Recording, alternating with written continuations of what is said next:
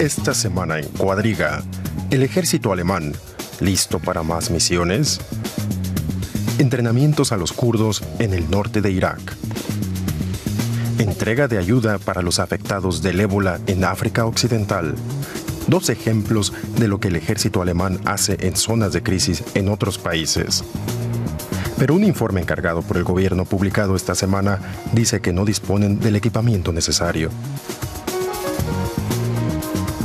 Grandes proyectos armamentísticos sufren retrasos de varios años y a menudo superan el presupuesto en muchos millones. El resultado, el ejército depende de equipamiento viejo que debe ser supervisado con bastante frecuencia y a menudo no puede ser empleado. ¿Por qué no puede operar bien el ejército alemán? ¿Cumplirá con sus compromisos en la OTAN? Con ustedes esta semana, Jenny Pérez Schmidt.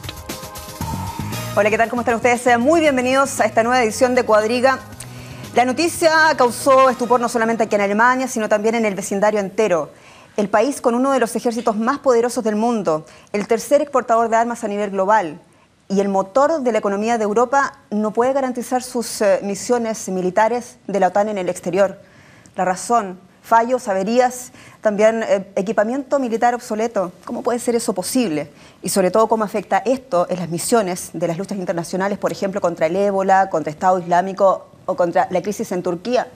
Lo queremos analizar este día y lo hacemos con tres distinguidos invitados, voces autorizadas. Comenzamos de inmediato por Juan Carlos Barrena, quien es periodista español.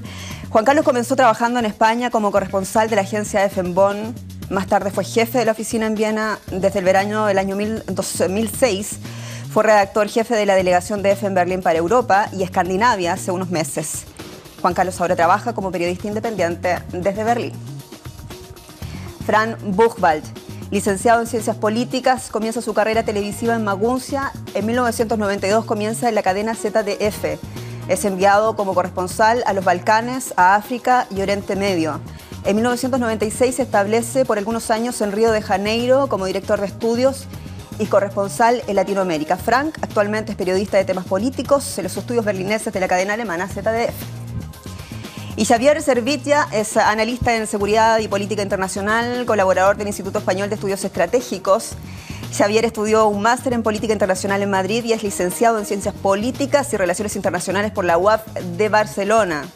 Ha participado en think tanks como en el German Institute for International and Security Affairs, Stiftung Wissenschaft und Politik en Berlín y el International Institute for Strategic Studies en Londres. Uf, qué lujos de invitados, y comenzamos de inmediato con ustedes tres. Gracias por acompañarnos. Antes de entrar de lleno a analizar la situación del ejército alemán propiamente tal, quisiera preguntarles de qué manera que el ejército alemán esté funcionando, por así decirlo, a media máquina, afecta las misiones que tiene en la OTAN. ¿Qué podría hacer mal? O mejor dicho, siendo bien honestos, ¿qué podría resultar peor? Bueno, sí que afecta a las misiones OTAN, especialmente porque Alemania también está comprometida en otro tipo de misiones, como son las misiones de la Unión Europea, y además no hay que olvidar que hay un conflicto en Ucrania que de momento no está resuelto. Por tanto, este medio funcionamiento a medio gas del ejército alemán sí que puede tener consecuencias para las misiones OTAN. Pero el Irak no está cumpliendo un papel sustantivo, o sea, hasta ahora ha enviado armas a los Peshmerga, pero no hay, digamos, una participación en el terreno de guerra, ¿no? Sí, pero no se sabe el medio plazo de lo que va a pasar en Irak y de cómo esto va a poder afectar. ¿Estás de acuerdo con eso, Juan Carlos? Sí, en principio sí que estoy de acuerdo con lo que está comentando. El problema, sobre todo, que tienen los alemanes es un problema de llegar a los lugares. Su mayor problema en estos momentos es que sus capacidades de vuelo, sus capacidades de transporte son muy limitadas. Y es el problema fundamental para el cumplimiento de esas misiones. Si no tienes cómo llevar tu material o tus tropas al lugar de destino, difícilmente podrás cumplir con ello. Y ese es yo creo que es el problema fundamental que tienen en estos momentos en el ejército alemán, en el Ministerio de Defensa y naturalmente en exteriores, para cumplir con estas misiones internacionales. Sin duda, Juan Carlos, ¿sigue siendo después de todo Alemania un socio fiable para la OTAN? Creo que sí, creo que sí. El problema es que entre los alemanes estas misiones no están muy populares y por eso los alemanes siempre están muy abiertos si se trata de misiones de ayuda, de desarrollo, pero misiones realmente militares como Afganistán realmente no están muy populares, pero creo que generalmente el ánimo de los alemanes en los aspectos de OTAN está bastante bien. Bueno, queremos contextualizar quizás un poco más al televidente, usted que está en la casa, para que usted entienda, comprenda, podamos analizar exactamente en qué situación se encuentra el Estado alemán, la Bundeswehr. Hay un informe que emitió el Ministerio de Defensa de ese país con una serie de averías, pero también hay otro que emitió el propio ejército, y voy a mencionar solamente un par. Reconoce, por ejemplo, que la Marina alemana dispone de tan solo 4 helicópteros operativos y de los 180 tanques Boxer del ejército de tierra, solo 70 están preparados para entrar en funcionamiento. Son algunos de una larga lista que vamos a ver en el informe a continuación. Se espera que este avión de transporte, el primer Airbus A400M, esté listo el mes que viene, 5 años después de lo previsto. Pero este avión, el 160 Transall, va a ser retirado.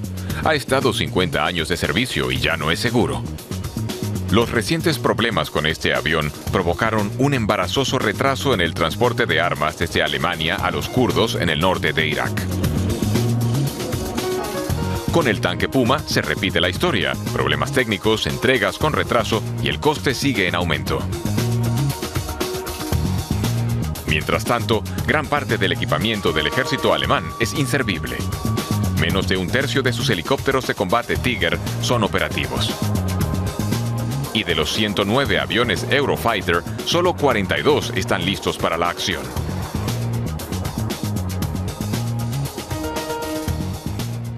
Bueno, la gran pregunta es por qué es ahora cuando se conoce esto. ¿Hay algo más detrás o es algo que se veía venir? Acepto todas las teorías posibles. Frank. Bien. Es muy desagradable, por supuesto, para los alemanes que, bien, tienen estas cargas dentro de OTAN, pero aparentemente, técnicamente, no tienen las posibilidades. Y eso políticamente para los alemanes está bastante desagradable, especialmente después de esas cosas de Libia y todo eso. Entonces, creo que es una situación que políticamente está bastante difícil ahora para el gobierno alemán. Sin duda, y lo pregunto porque precisamente es ahora cuando el gobierno alemán se compromete a más misiones, tanto en Irak, con Estado Islámico, también con la situación en Ucrania. ¿Es coincidencia? Sí, yo creo que también puede ser que el momento en que han decidido comprometerse más y actuar más y apoyar más a sus aliados ha sido cuando se han dado cuenta de que no tienen las capacidades militares o capacidades técnicas para poder hacerlo.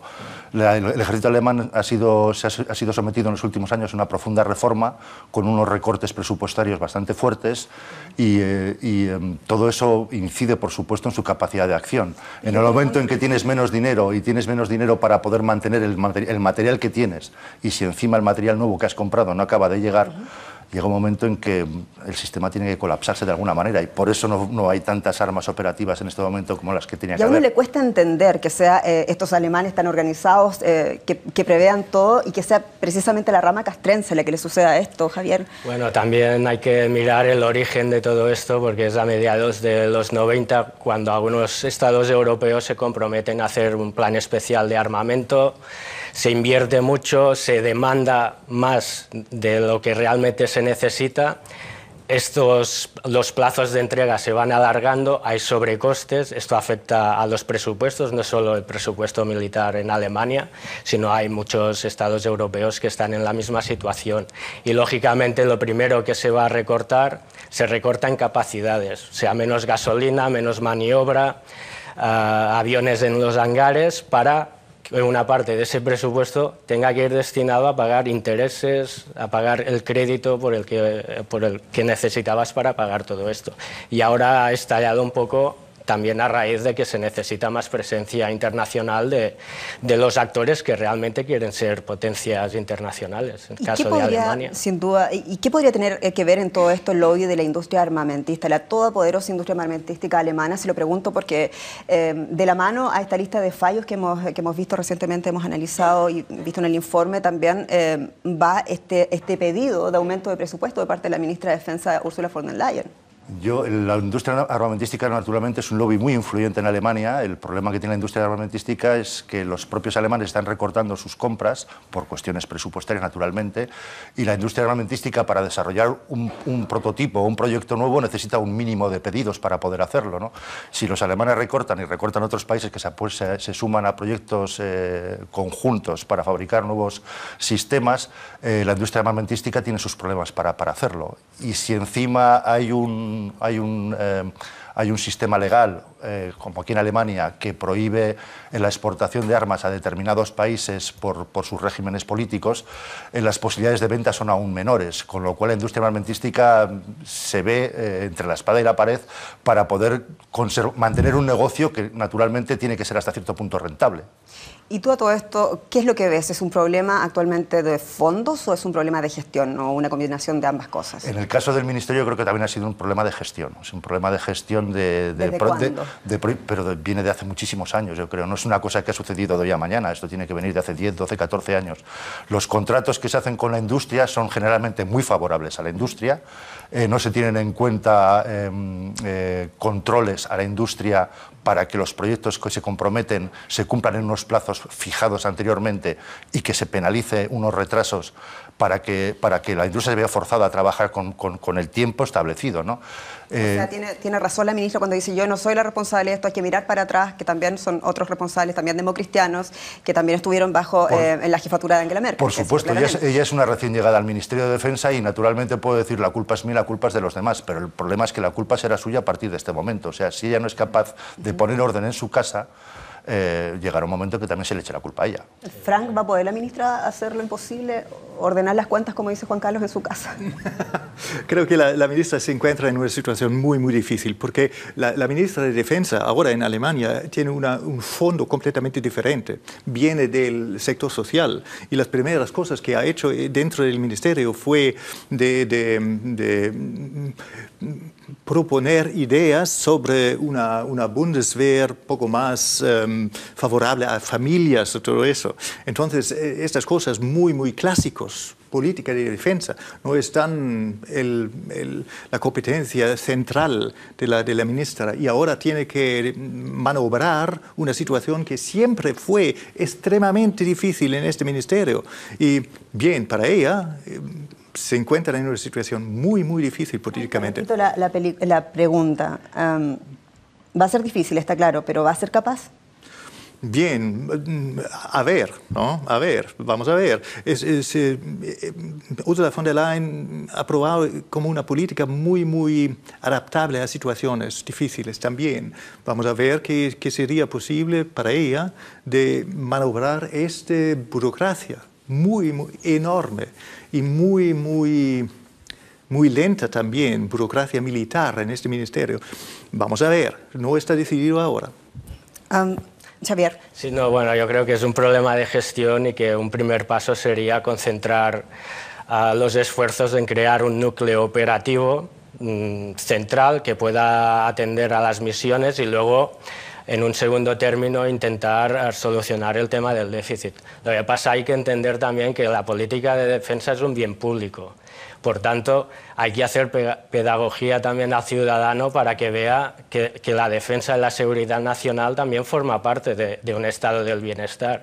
Sí que hay que invertir en educación, lógicamente, en sanidad y en todos estos temas que son quizá más perceptibles para la ciudadanía, pero también hay que invertir en política de defensa. Ya, pero a propósito de lo que tú mencionas, bueno, de nuevo, la ministra pedía más presupuesto para defensa, dice, si no, esto no se puede solucionar. ¿Será entonces el gobierno de Merkel y la canciller Merkel podrá ser capaz de romper su regla de oro de la austeridad y todavía ese pacto que hizo con los sociales demócratas al inicio en esta coalición de decir no vamos a generar más deuda pública, y lo consiguieron por primera vez este año, ¿no? Bien. ¿Van a romper eso con tal de reparar todo lo que tienen que reparar en defensa? Muy difícil, porque el Partido Socialdemócrata, su socio en la coalición, tiene un discurso bastante pacifista, o ha tenido un discurso bastante pacifista durante los últimos, no sé, 20 años. Y por eso el Partido Socialdemócrata tiene una percepción muy, muy escéptica de todo lo que tiene que ver con militar. También en el Partido Demócrata Cristiano ha cambiado la percepción de política militar, política de defensa, política de seguridad.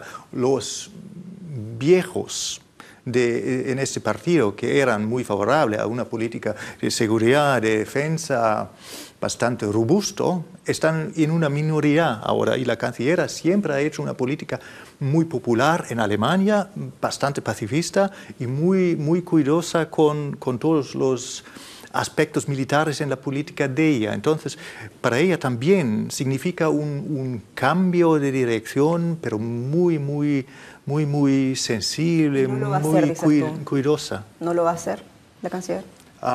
Bien, tiene que hacerlo, pero es muy difícil, ¿no? Sí, políticamente en Alemania no es popular.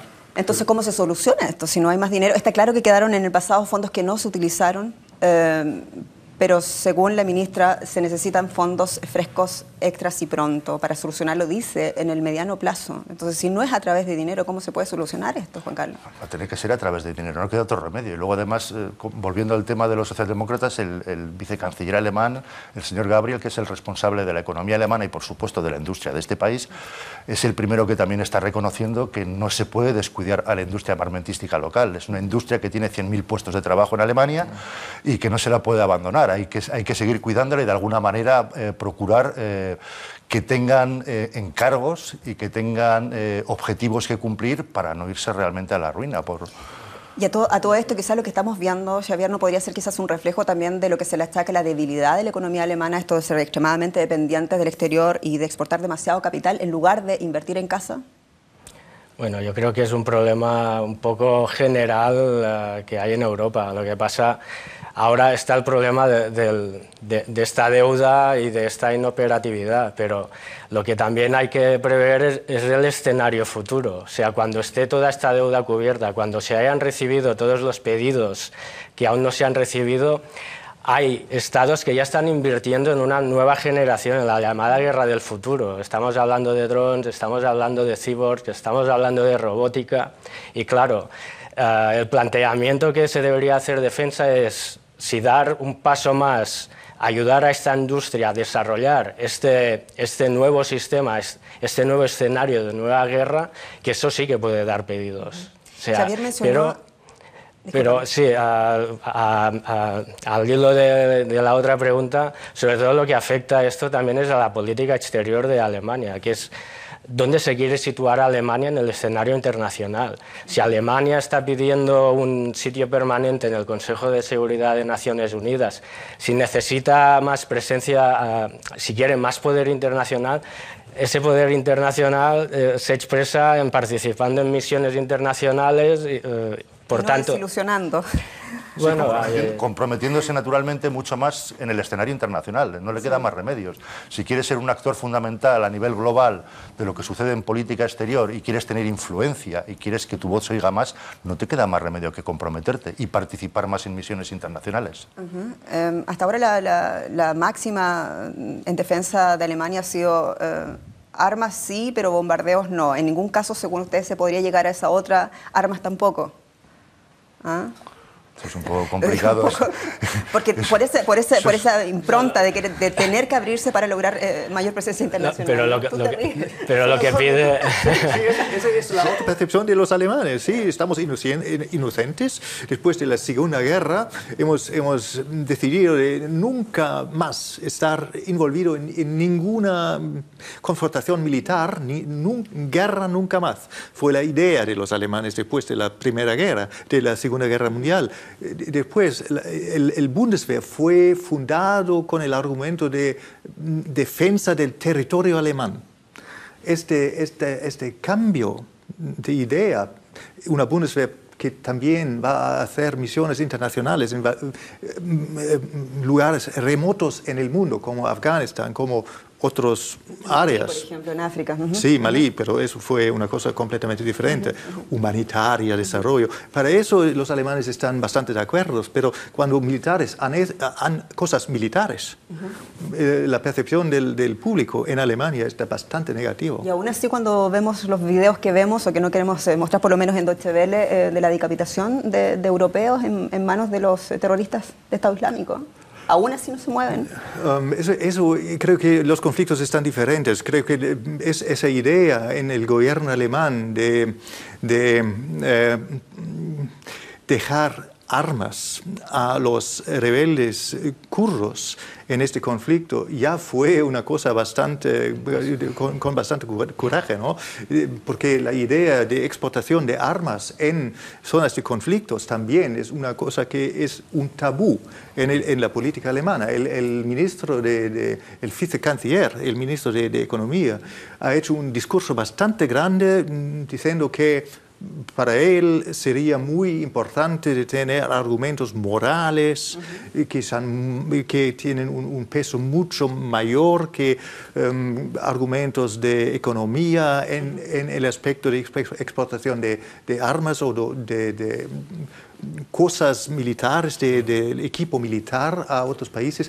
Y por eso para los alemanes es un dilema. Pero, Franz, ¿se puede establecer ese argumento moral cuando sabemos que la industria armamentística alemana exporta armas en zonas de potencial conflicto, como por ejemplo Pakistán, India, México en América Latina, por ejemplo? No lo digo yo, lo dice un informe inclusive del gabinete de la propia canciller Angela Merkel el año pasado. O sea, ¿es posible tener esa dura moral frente a este tema?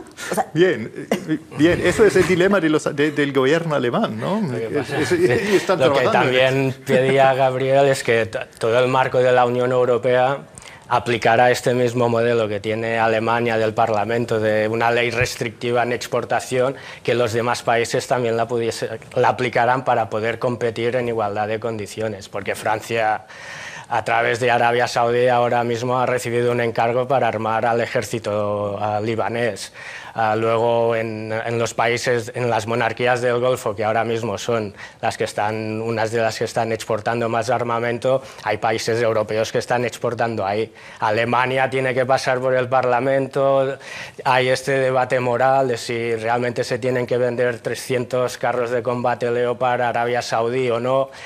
Hay otros países que este debate no existe. Luego lo que pedía el vicecanciller era eso, poder competir en igualdad de condiciones, y que si hay un derecho moral de no vender a estados que no son democráticos, que las otras industrias armamentísticas también respeten eso. No, pero es difícil. Eso es una utopía, porque yo creo que las demás industrias armamentísticas, por supuesto, o los demás países, digámoslo así, no van a pasar por el aro. O sea, Estados Unidos, Francia, Gran Bretaña, incluso España, van a seguir exportando sus armas a Arabia Saudita, a los Emiratos Árabes, porque, por supuesto, es un gran negocio, ¿no? Y tienen industrias en sus países que dependen de ello. El problema, el dilema lo tienen los propios alemanes, que no saben qué hacer.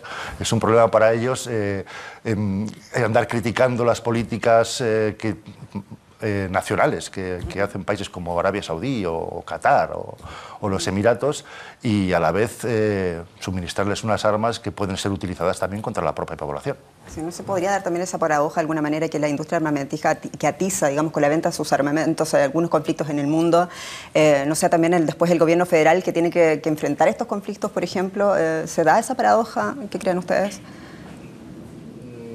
Bueno, que tiene esa responsabilidad moral, de nuevo, de lo que hablamos más temprano, de hacerlo. Bueno, es que cada Estado interviene en los conflictos dependiendo de los intereses que tienen ellos. Luego, si Alemania en Irak no tiene tantos intereses como tiene Francia o tiene Estados Unidos, es más difícil que se implique. Ahora bien, si vamos a Europa, hay un conflicto reciente en Ucrania ahora mismo, que a Alemania se le exige, como líder de la Unión Europea, que defina una política, porque un día Alemania va a firmar un acuerdo con el expresidente Yanukovych y al día siguiente no se respeta. Se le pide un poco más de presencia y sobre todo que haga unas líneas claras para que los demás puedan seguir o no. Y no solo presencia, yo creo que también se le exige liderazgo. Se le exige que asuma el liderazgo de los europeos en un conflicto como es el de Ucrania, que además para Alemania es un conflicto relativamente cercano, como para otros países les puede resultar muy lejano, España o Portugal, ¿no? Pero que naturalmente tiene consecuencias para todo el continente y naturalmente para toda la Unión Europea. ¿Y por qué se le exige ese liderazgo? ¿Tiene que ver solamente por su situación económica, por supuesto, el liderazgo de la canciller Merkel? Si es el líder económico de la Unión Europea y es el país realmente más poblado de la Unión Europea y es el país número 1 de la Unión Europea, no tiene que serlo solamente a nivel económico, tiene que serlo en todos los aspectos, también en política exterior y política de defensa. Y parece que después de todo, después de tanto tiempo, la canciller Merkel sí quiere de alguna manera asumir ese liderazgo. Hombre, yo creo que ya lo tiene asumido. El problema es cómo llevarlo a cabo de una manera que sea aceptada también por la población alemana, porque como ha comentado aquí nuestro compañero, la población alemana es muy reticente a que Alemania se apunte a aventuras militares, ¿no? Si se trata de mandar un hospital de campaña o de mandar ayuda humanitaria, pues por supuesto no hay ningún problema, pero en cuanto quieres mandar tropas para controlar, como están pidiendo ahora, para hacer una especie de zona de zona de seguridad entre Ucrania y Rusia, allá tienes que mandar seguramente soldados igual, incluso armados, ¿no? Y dispuestos a pegar 4 tiros. ¿Cómo le hará la canciller Merkel para mantener ese equilibrio entre estas dos cosas que enuncia Juan Carlos?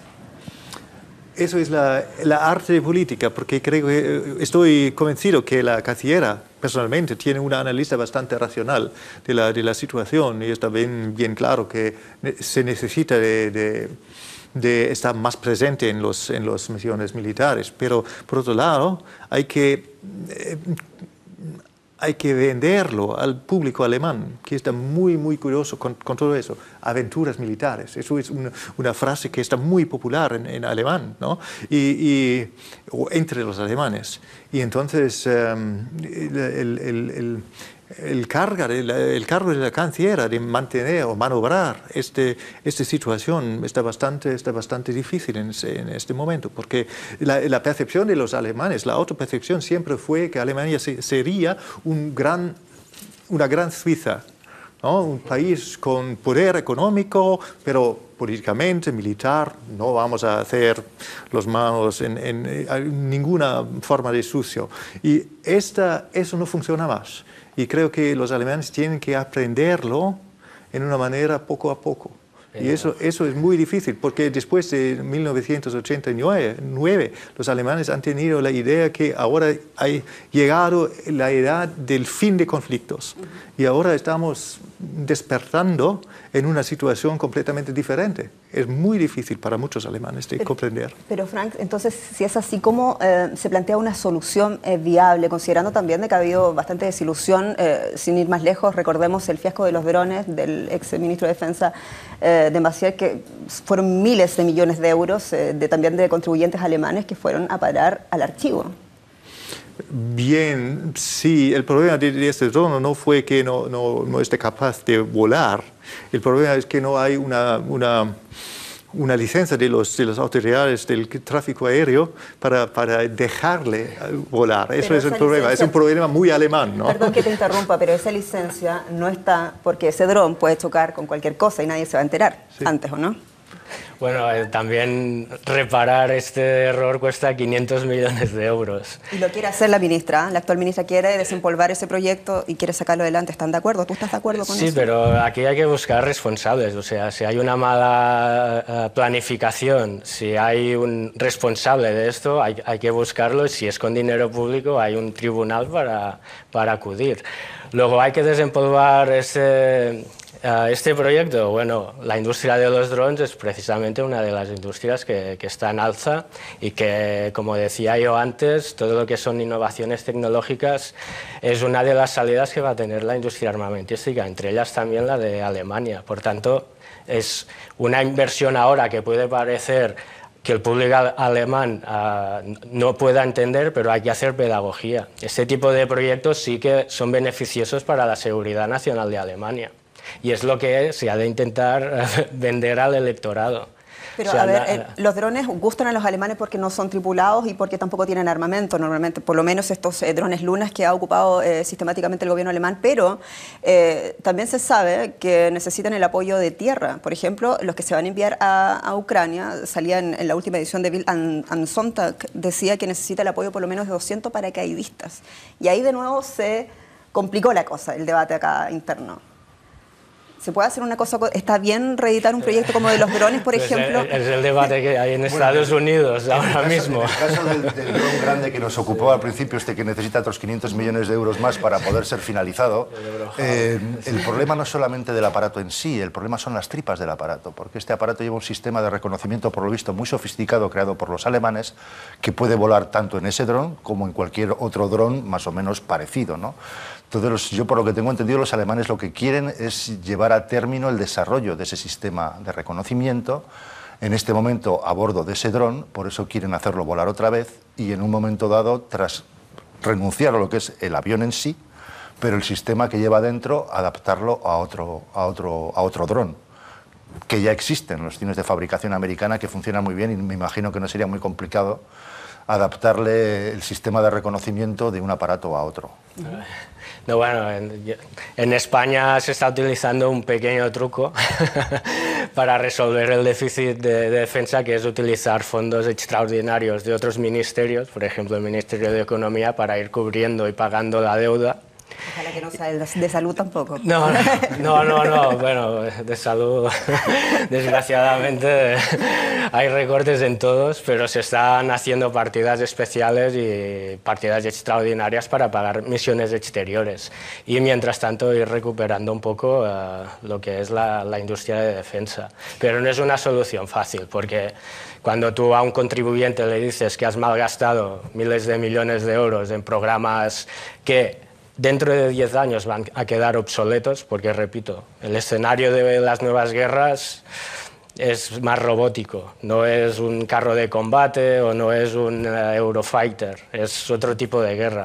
Luego, si le pides que vuelvan a invertir en estas nuevas tecnologías, ahí hay un problema, y por eso digo que hay que concienciar muy bien al ciudadano, buscar los responsables del sobrecoste y sobre todo de si una unidad valía 1.000 y se ha pagado a 1.200, cuál es esta diferencia, y buscar los backdoors, porque hay muchos empleados del Ministerio de Defensa que cuando terminan se van a la empresa privada y resulta que son los beneficiarios de este sobrecoste. Luego hay que buscar a estos responsables, ver si ha habido mal uso de fondos públicos, porque son fondos de los ciudadanos, de nuestros impuestos, y si ha habido esta mala praxis hay que llevarlos a los tribunales para dar ejemplo y para que la ciudadanía también vea que se actúa contra este tipo de gente, pero que la defensa, repito, es un bien público y es un bien necesario, como se está viendo. Además, y si no me equivoco, en el caso de Alemania estamos hablando de más de 50.000 millones de euros de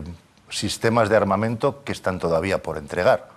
O sea, que ni siquiera han sido suministrados todavía, y que es un gasto que ya está presupuestado y que en muchos casos ya se ha pagado, ¿no? Y es dinero que, como has comentado tú antes, si antes estaba presupuestado 100 millones de euros para un avión, resulta que finalmente cuando te lo entregan vale 180 o vale viejo, 200. Y ya está obsoleto, que es lo que pasa con uno de los aviones también. Porque los retrasos son interminables. El avión de transporte europeo, el A400M me parece que se llama, este avión tenía que estar volando desde hace ya más de 5 o 6 años y no, creo que no se ha entregado todavía la primera unidad. Ya, no claro. Solamente Alemania, porque lo han comprado muchos países europeos. O el helicóptero Tiger, que se supone que bueno, lo empezaron a producir ahora y tiene planos del año 1984 y ya es obsoleto. Es una cosa increíble de comprender aquí. Yo les quiero hacer una pregunta quizás que puede sonar un poco básica, pero también es interesante saber para qué sirve un dron militar. Uno se pregunta desde el punto de vista de la legitimidad cuando estamos hablando de que estos gobiernos, esa palabra te gusta a ti, cuando estamos hablando de que estos gobiernos están estudiando en producir miles y millones de dólares en un avión, que a mí por lo menos me merece la duda. No, bueno, legitimidad es la que le da cada país. O sea, cuando Obama utiliza un dron para eliminar a un ciudadano estadounidense que está con Al-Qaeda en la península arábiga, pues para ellos sí que tiene legitimidad. Para, por ejemplo, a un Estado europeo lo que se tiene que hacer es arrestar a esa persona y llevarlo a un tribunal internacional. La legitimidad te la impones tú mismo. ¿Y es efectivo? Lo que pasa, los drones son efectivos en el sentido de que hacen una función de reconocimiento y hacen una función de recoger información, por ejemplo. Estamos viendo el caso de Siria. Cuando tú bombardeas posiciones en Siria, debes tener claros cuál es el objetivo. Para saber cuál es el objetivo tienes dos formas: o tienes gente sobre el terreno que te los indica, o envías un dron de reconocimiento y te da esta información. Para operaciones contra terrorismo, los drones pues sirven para eliminar o hacer lo que se llama comúnmente asesinatos selectivos. ¿Qué legitimidad tiene esto de eliminar a un terrorista? Pues se la da cada Estado.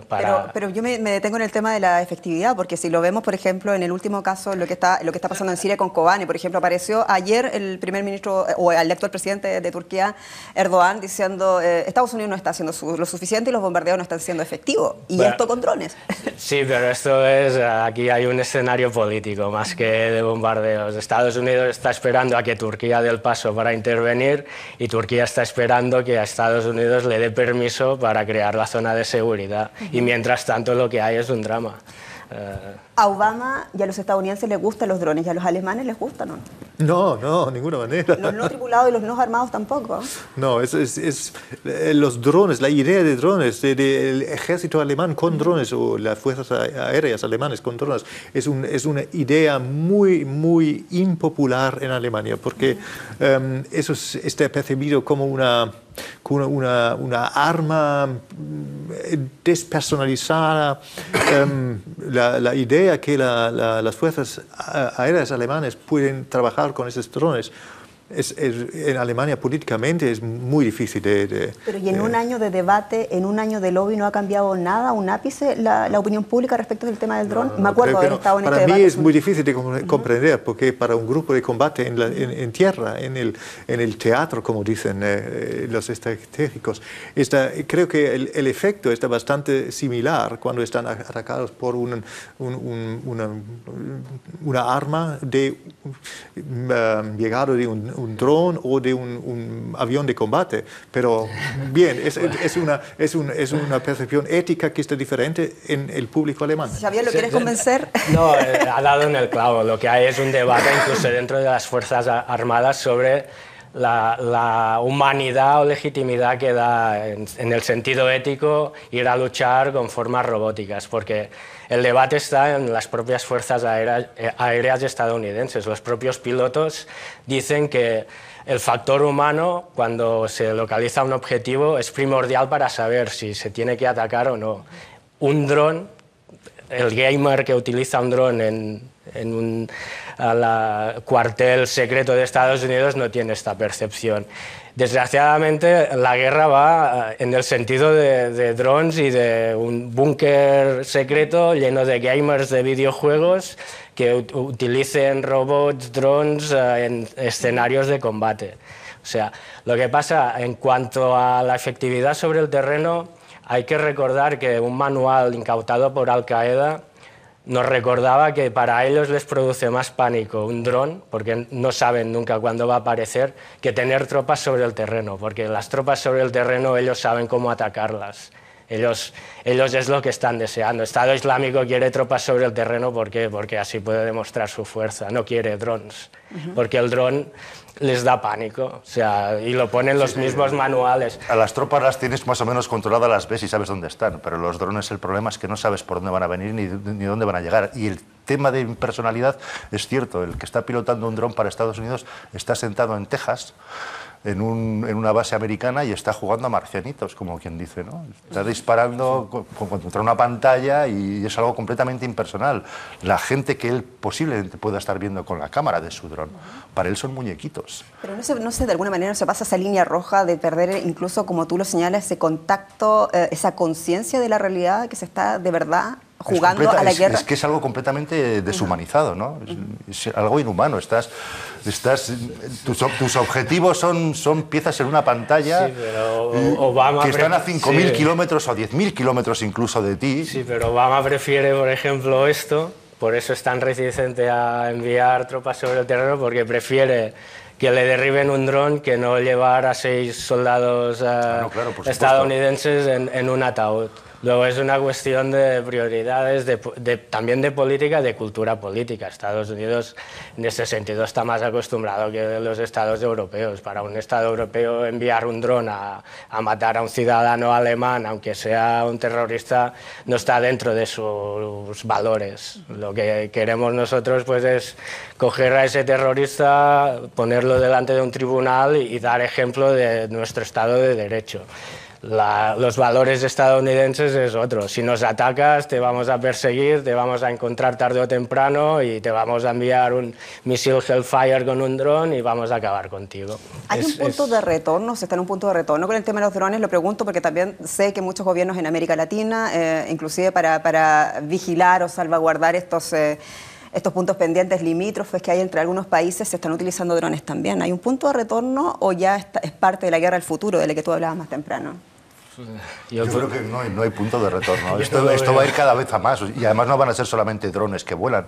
Con el tiempo habrá tanques sobre el terreno que tampoco irán tripulados, que irán seguramente estarán manejados también con una pantalla a una distancia considerable por una sola persona, y esto naturalmente para los ejércitos tiene muchísima ventaja, también incluso para la política, porque es que no pierdes personal humano de esa manera. Lo más que pierdes es material, pierdes material bélico, pero no tienes bajas, tienes bajas físicas, ¿no? Pero déjame recordarte un pequeño incidente del que daba cuenta hace un año, si mal no recuerdo, el Frankfurter Allgemeine, de la prensa alemana, que decía que un dron alemán estuvo a punto de chocar con un avión, un Airbus, cuando estaba aterrizando en Kabul, en la capital de Afganistán. Y ese avión iba con 100 personas a bordo. O sea, el margen de error... Bueno, pero son situaciones límite. Seguramente que hasta cierto punto serán controlables. Yo no creo... Eso puede ser un incidente que puede pasar alguna vez. También te puede pasar en un aeropuerto que se colisionen dos aviones tripulados ambos dos, ¿no? Son situaciones límite que normalmente no deberían producirse. No hay un punto de no retorno para los drones, entonces Alemania va a tener que decirle sí a los drones en algún momento. Bien difícil de imaginar, ¿no? La percepción de los alemanes o el estado la autopercepción de los alemanes está muy pacifista, y creo que para mí es muy difícil de imaginar que fuerzas armadas alemanes van a luchar con drones. Tengo 3 preguntas más para ti, pero voy a tener que hacértelas después del programa porque se nos fue. Ha sido maravillosa esta conversación. 3 distinguidísimos invitados. Xavier, Juan Carlos, compañero además de Deutsche Welle. Frank, muchas gracias por estar con nosotros. A ustedes, gracias por su sintonía. Somos DW Deutsche Welle Latinoamérica. Escríbanos a cuadriba@dw.de. Hasta pronto.